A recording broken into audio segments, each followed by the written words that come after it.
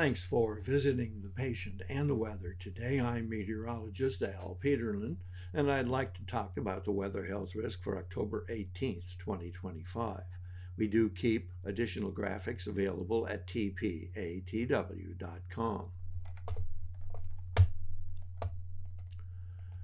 When we do use this type of briefing for our weather health risk, we always do start as traditionally with that forecast or weather chart, and we see high pressure really dominating the eastern seaboard, and more importantly, high pressure stretching all the way across the much of the west up through the Rockies and across the plains.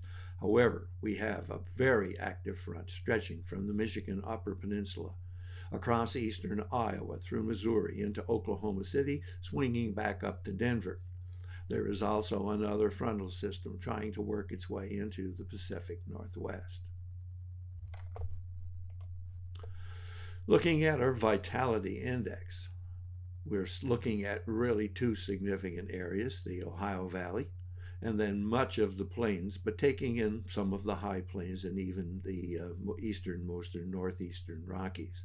We also can see that additional frontal system starting to try to push its way into the Pacific Northwest. We'll jump to the pressure change map, as pressure does have a significant impact on many of the portions of the people that suffer from either migraine or headache or even arthritis. We have rising pressure all the way from the Rockies up the high plains through much of the plains. A little bit of falling pressure there in the Ohio Valley. Changing temperatures will also be significant for much of this day. We have falling temperatures up the plains, especially in Oklahoma, and then jumping on up into Nebraska and South Dakota. But we have warming temperatures ahead of that front, especially through the Tennessee, Kentucky valleys, and then stretching up into upstate New York. Dew point temperature is also very interesting, showing that extremely sharp contrast between the frontal transition with the falling dew points behind the front, rising dew points to the east. And the vapor pressure shows much the same thing with a little bit more of detail. And the part I like about the vapor pressure is you can take a look down and see that the vapor pressure is really not significantly pushing across the peninsula of Florida, but rather swinging around into the open Gulf and coming on into the lower Mississippi Valley.